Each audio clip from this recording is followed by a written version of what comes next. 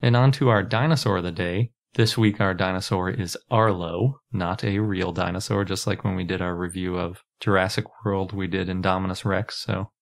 Yes. Arlo the Apatosaurus, technically. Yes, sort of. Yeah, ish. But I'm kind of glazing over the Apatosaurus connection just because there are so many differences.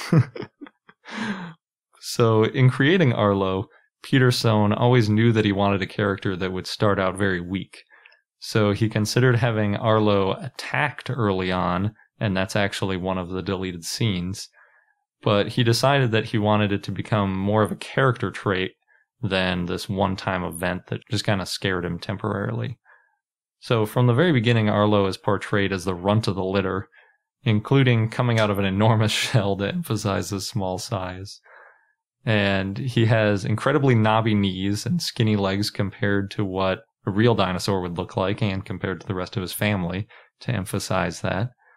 Early in the story, he often kinks his neck to show a lack of confidence in a way that a Apatosaurus probably couldn't, but definitely gets the point across that he's a little quirky in the beginning. Mm-hmm.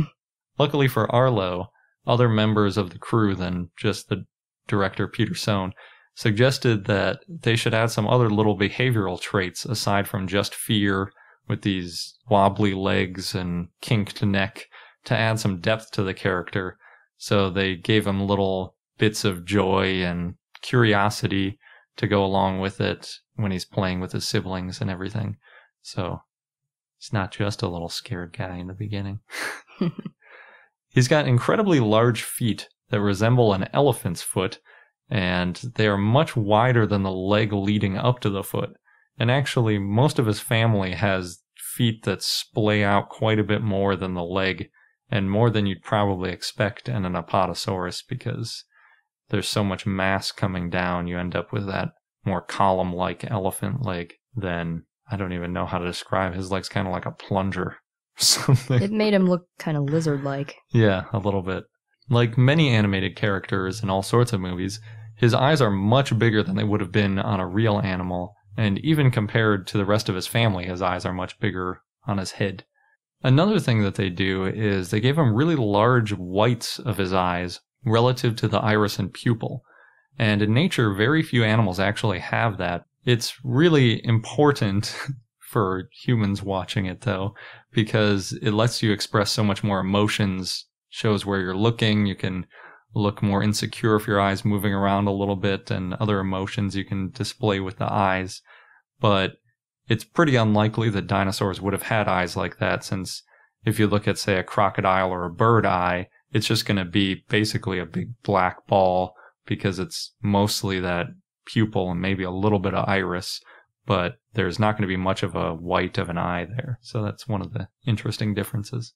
In The Good Dinosaur, Arlo is shown at 3 ages. They show him right when he hatches, they show him as a young child, and then finally as a preteen. In the commentary, they say he's supposed to be around 11. As he gets older, his posture gets more dinosaur-like, with his shoulders straight down rather than in a sprawling posture. Especially when he's a kid, he's really sprawled out in a super lizardy way, and he's really scampering like a little gecko or something.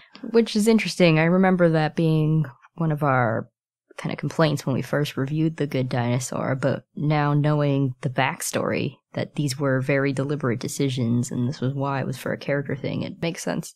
Yeah. Once you hear the whole story about why they're making these decisions and that they're all very deliberate, it makes you really appreciate it a lot more.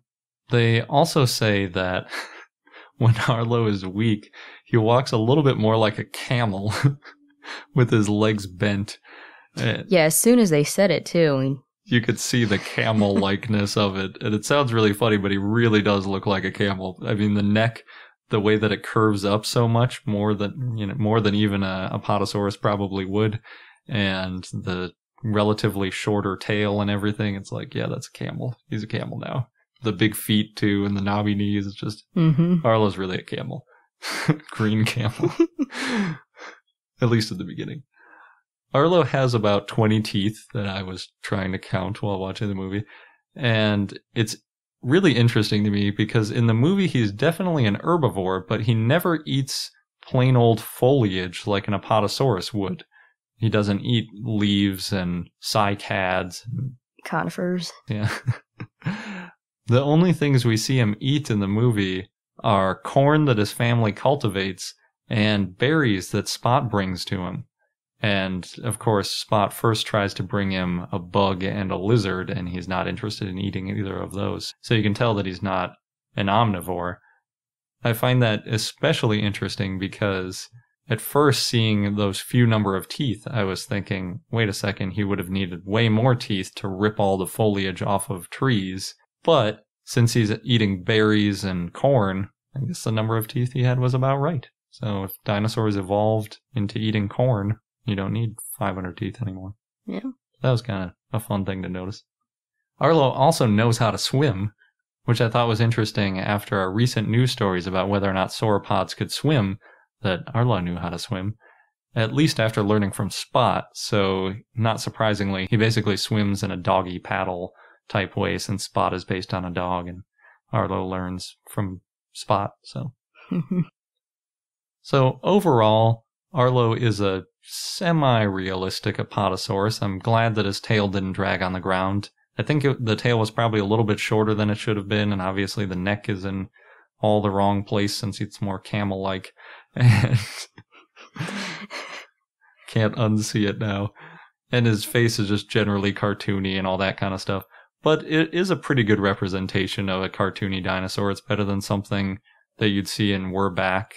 It's more on par with The Land Before Time that way, so pretty good. Yep, that's high praise, especially after your first impressions of The Good Dinosaur. Yeah, I had really high expectations. I think that was the main problem. But now I really do appreciate it. It's a good movie.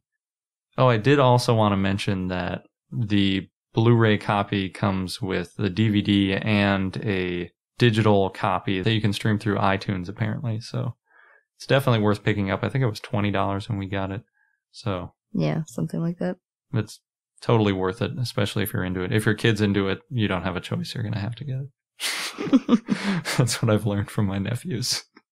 If they love a movie, it will be in their house, and they'll watch it 700 times. Get your money's worth of that movie. Yep, like how Sabrina and I wore out VHS tapes of The Land Before Time when we were kids.